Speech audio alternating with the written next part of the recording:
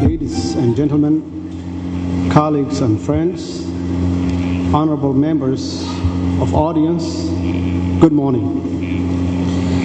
It's a great honor and privilege to welcome you to our capital of Mogadishu for this most important meeting on security in Somalia. From the attendance and high-level participation of key stakeholders, it's clear that we are in agreement that security is our greatest requirement and it is essential if this country is to realize its full potential. Given our current national challenges, it's important to recognize that only in partnership will we achieve the goal of a safe and secure nation. Security and counterterrorism are our government's top priorities. They are critical to absolutely everything else. Without ensuring security and countering terrorism, there cannot be the peaceful, progressive, and prosperous Somalia to which we all aspire.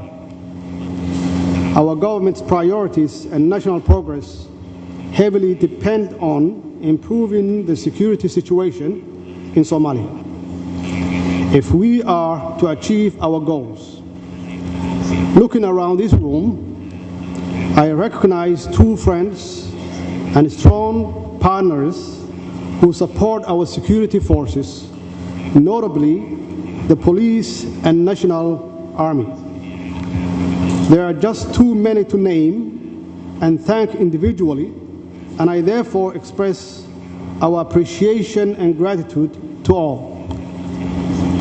Ladies and gentlemen, colleagues and friends, honorable members of the audience, Somalia's insecurity was stemmed from poor governance and the near quarter-century civil war that ravaged the nation, its people, institutions, and resources. Most devastating was the painful loss of our people who are now scattered across the globe. The impact of Somalia's national collapse and the rise of Al-Shabaab's violent insurgencies and terrorism have enormously weakened both our security and that of the region as a whole. The enduring victims of this instability and lack of security remain the Somali people. Today, our government will spearhead progressive reforms, including in the security sector. Despite the challenges and setbacks, we Somalis are vibrant and resilient people, full of hope and high expectations. We will continue our rise.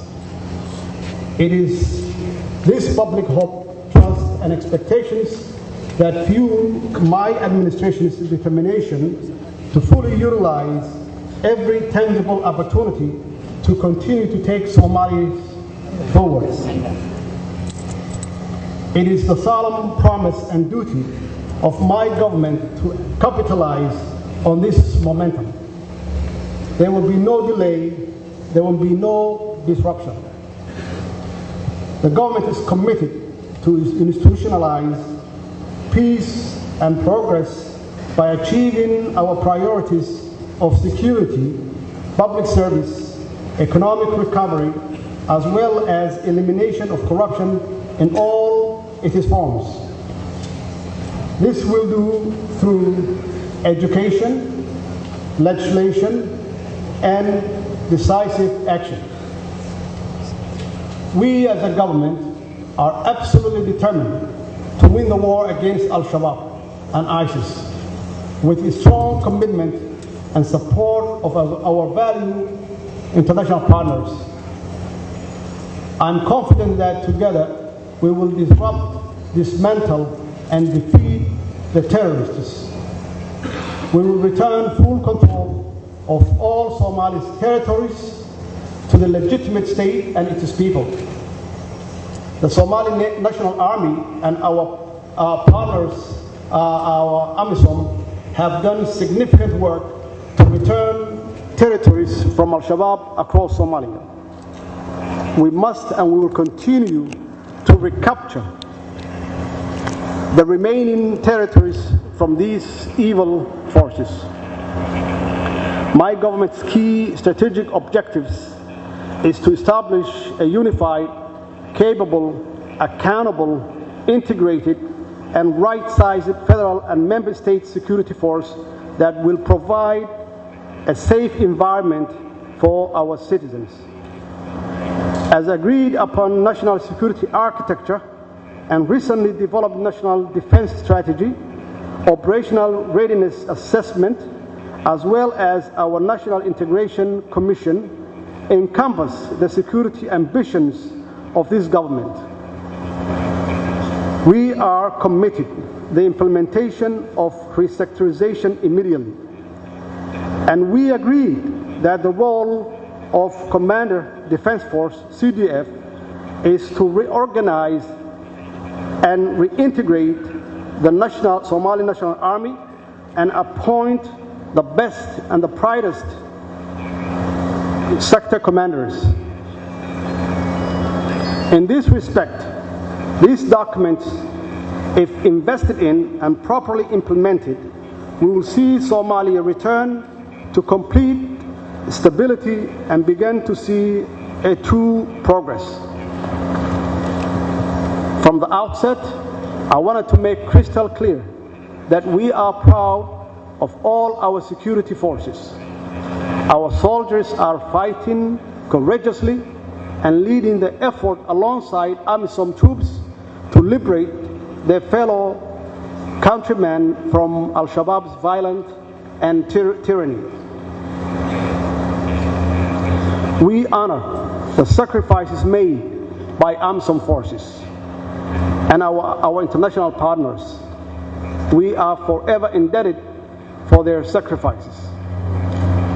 We are also cognizant that we must address the critical security gaps before transitioning security operations and full responsibility to well-trained, equipped, and supported Somali security forces. There is no doubt that Al-Shabaab is weakening and is losing ground. Tragically, they have reverted a symmetric warfare employing cowardly tactics of insurgency and terrorism. This demonstrates their moral and ideological bankruptcy, a distorted ideology that led them to undertake the 14 October evil attack, for which they are too ashamed to take responsibility. While the results of their criminal act have been horrifying, they are occurring less frequently. Indeed, from all this evidence, it's clear that we are winning against these desperate forces of terrorists. In terms of providing security and stability, our priorities are clear. We must increase the size and capabilities of our security forces, strengthening the capacity of state security institutions to recover territory, stabilize and provide basic safety and security, and integrate our security forces into federal and regional institutions. We are working tirelessly toward achieving all of these objectives, and we will do so with a continued commitment and increased support of our international partners. As I stated earlier, we sincerely understand that the accomplishment of our ambitious policy and legislative agenda truly hinges on the security and stability of our nation. Also, we must be mindful, however, that turning around a recovering state like Somalia requires patience, partnership, hope, and above all, significant resources. In the most recent London conference, I made clear this government's vision of liberating Somalia within 2 years by successfully implementing the national security architecture. In this short period, we have completed the operational readiness assessment for the police and the National Army, and we have begun the process of biometrical registering our soldiers for direct payments in a bank account. The operational readiness assessment is completed, and we have learned much about the strengths, gaps, and motivations of both the police and the National Army. We will use this information as a springboard to identify and implement necessary reform. The biometric registration of soldiers will be in line with the police reforms of the past and will bring the same benefit of direct payments and greater accountability and transparency. These achievements will facilitate the implementation of the national security architecture and the comprehensive approach on security. The main component of this is the training of Somali National Army and our federal and regional police forces. These will in turn enable and expedite the transition of Somali-led security forces. Reforms and challenges anywhere in the world. But when it comes to security sector reform, this government will be leading, not following. There are opportunities. I am truly proud to state that the Somali people fully support the fight against terrorism. Our brave, resilient, and industrious people are tired of war and instability. They have made it clear that there can be no returning to the dangerous and dark past.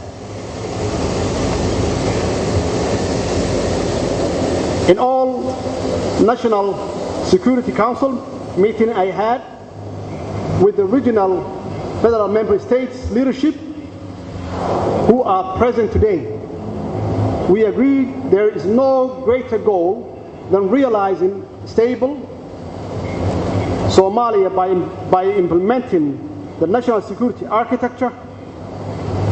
The federal government and the member states are united against a common enemy and united for a common purpose. With widespread public support and the backing of the international community, I'm fully confident that we will successfully make this country secure, progressive, and prosperous for the benefit of its people and the wider world. However, we have challenges. Despite our success, many obstacles remain in our journey to security and stability as a nation.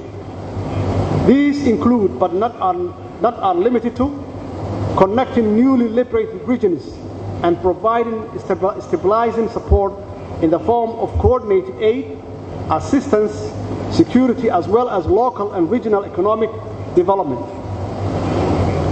Financing the security sector presents a significant challenge for which we have found a sustainable solution with the commitment and support of our international partners. As a government, we have prioritized domestic revenue generation, and in time, we expect to be able to cover the costs of running our government. However, the current security requirements far exceed our economic means, and we urgently request that the international community increase its diverse and generous support to our security force if we are to protect the gains we have made thus far. In addition, we are progressing toward full compliance with the UN Security Council resolution on the weapons embargo, and we are optimistic that our partners will facilitate and support us in this process.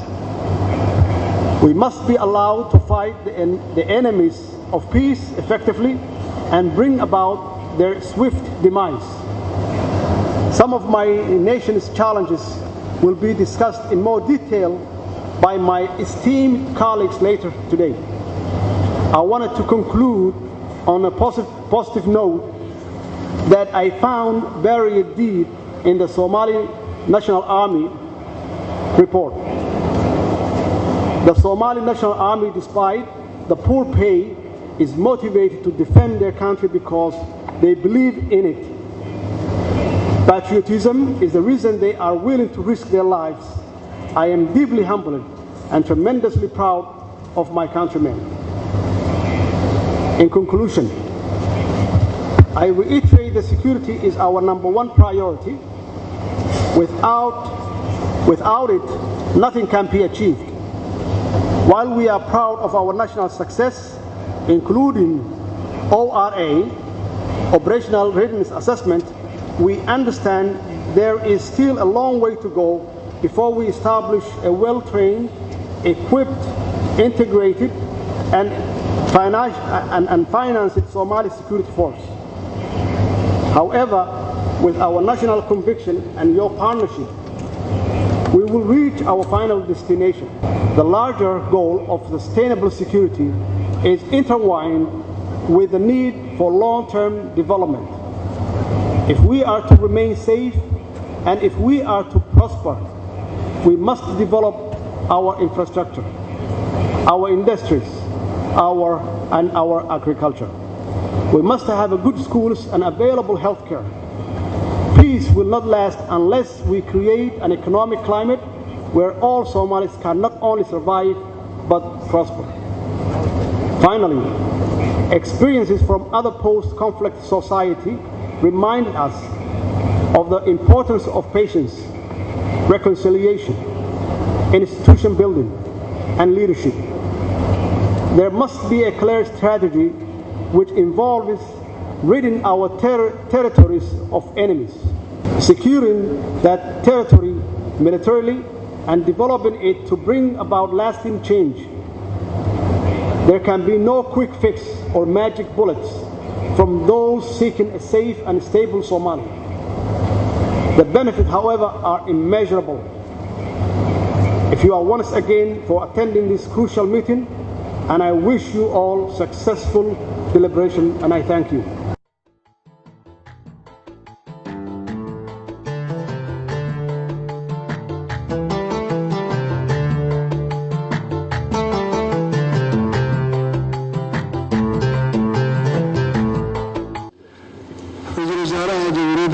Soomaaliya madaxda dowlad goboleedyada rajaal ku-xigeenka safiirada internationalka kulligii waxaan ku salaamayaa salaanta islaamka salaamu calaykum waraxmatullahi wabarakaatu.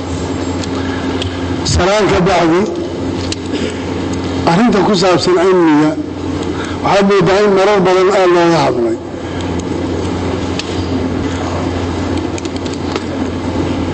biyaha webiga Jubba 30 kilomitir in ka badan bay badda ku darsamaan.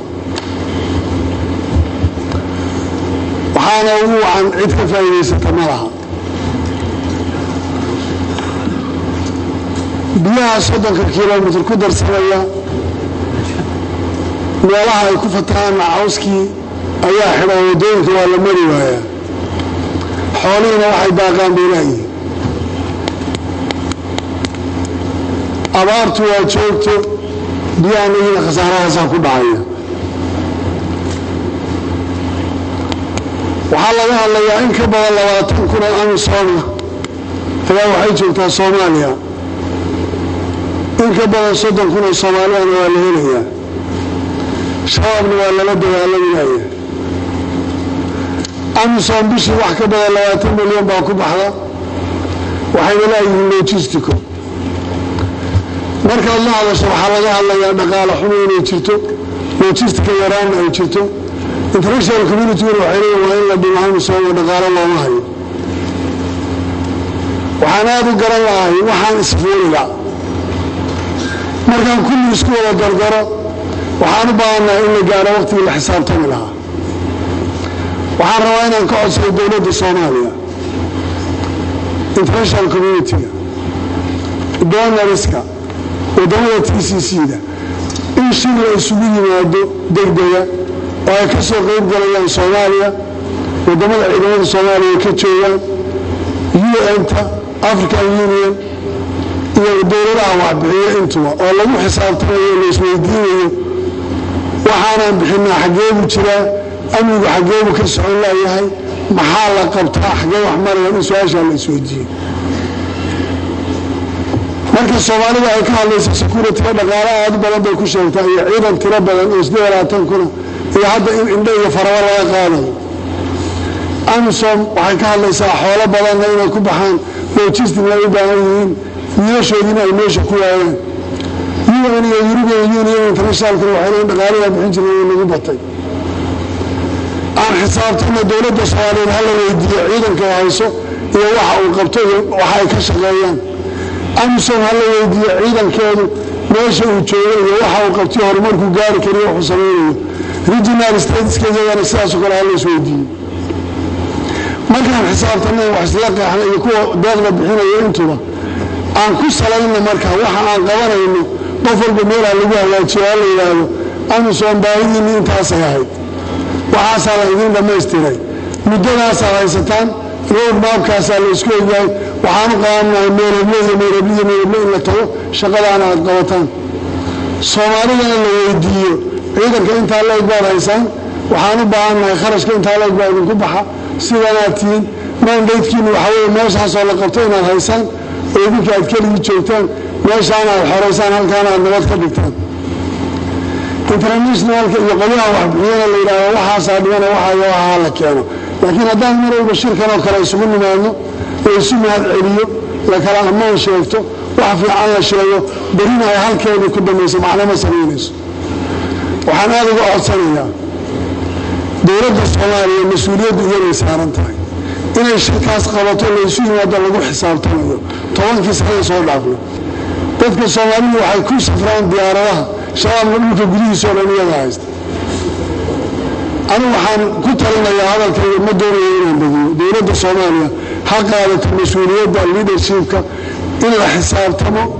AMISOM UN دونرسكا صومالية استيدسكا وكل الحساب نسكو يعني وحن نسكو يعني نبري أنكو حساب تمام مدانو قفك ماشي سي كسو بحوايا مركا وحسوال الله علينا ليدي لكن وحن آدو أعذر دارنا يا شركة بدن اللي سمع علمي أمانة ليسوا شيء واحد في عم بالقبط الله ولا ميال الحمر أنتي من كل هذا international كيشوفته قرنكا يدقنتي قرنكا كبر في سان تعرضي مريض وقت يدي شوا تايم كارش تايم يدكوا والله وده ورديه عن بعض أمن إنه هلا الميال البديو رجال كرتان ولا بري كرو وده كل شيء كرو لكن سيان يوم أنت فراغ بلد هلا ما يبدأ يا بعد ما تصير سلام على فراغه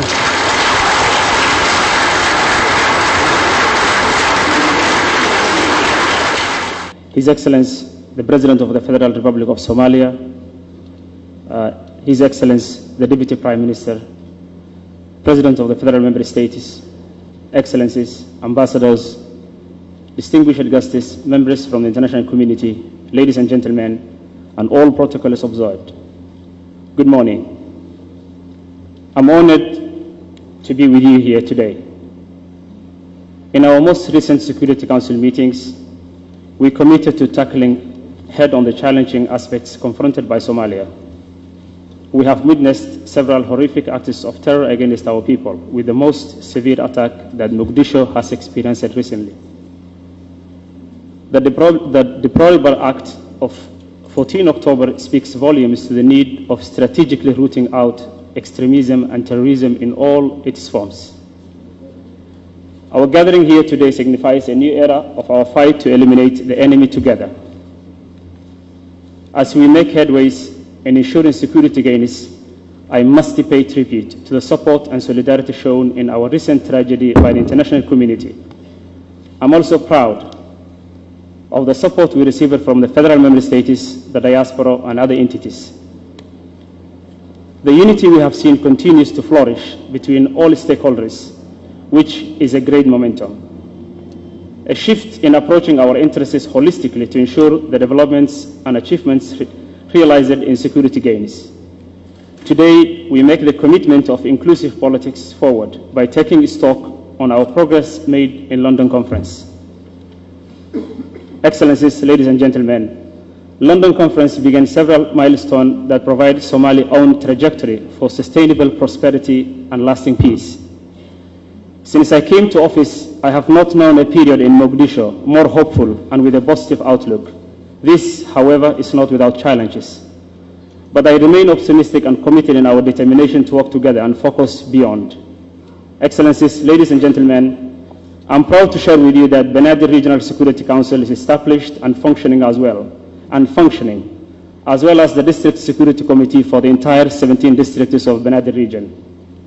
Through this, we have identified existing gaps that deter securing the region and the capital city. The tragedy of 14th October, the incidents prior and after, are examples of the reality of Mogadishu's security environment. Therefore, one of the principal outcomes from these council meetings highlighted the need for a BRA to have a greater control of regional specific security forces and to be held accountable for such a force. We know providing a specific security services administered at the local level is undeniably the best method. It provides the best approach to specific needs, better accountability, and thus allocating responsibility of the city's security to a regional and local model. We have already begun the footwork for such a paradigm. Steps have been taken to enhance the Neighborhood Watch scheme, which involves and empowers residents to do their part in securing their districts and neighborhoods. And what we know to be true is that these efforts are ineffective if residents don't have an effective local community police service to partner with. As stated earlier, we have made some progress, yet much more needs to be done. Excellencies, ladies and gentlemen, Mogadishu is the capital city of Somalia and shares many aspects with any other capital in the world. It has a large and highly populated city with a great density of business. It also boasts one of the highest concentration of government institutions, but as a result of decades of civil strife, it also has the highest number of different security forces given the constant security threat it faces. This is why we are convinced of the need for BRA to have its own dedicated joint operation command and control. This is the best way forward if we aim to make gains from the investments made so far. If we are to deal effectively with the security situation we face in Mogadishu and by extension Somalia, we have to ensure political, security, social and economic issues are addressed in a comprehensive manner. This is why BRA places emphasis on PCVE. We must all be aligned regarding our formulation of policies and bring down implementation of these policies at district level. The value of local administration is the ability to touch the lives of the people, as it is closer to the people. And PCVE, for to be effective, it must be led and driven at the local level for local benefit. BRA cannot afford to maintain the status quo of security that continually tears down families. Our meeting today calls on taking a brave and courageous step towards shifting the security standard of Mogadishu and Banaadir region, and by extension Somalia. One courageous step is to commit to our benchmark of strategically transitioning AMISOM to Somali security forces. However, I pay tribute to AMISOM for their selfless service to Somalia, particularly Mogadishu. Not long ago, Banaadir region was a frontline terror attack zone. AMISOM, together with Somali National Security Forces and the support of the international community, made it possible for the expansion of safety enjoyed by all Mogadishuans. As BRA commits to transition and enjoys a good working relationship with AMISOM, we are ready to jointly work to establish transition based on areas of sustainable takeover, such as the Mogadishu Stadium. In conclusion, BRA welcomes the outcome of yesterday's national security meeting, particularly the agreement made on the restructurization of the SNF forces. This is a testament that FGS, FMS, and PRA are committed to working together for a common interest. Thank you for standing with Somalia in its development, but also during this new coming phase. Together we can achieve our mission, and we appeal to you for your partnership and support. I thank you all.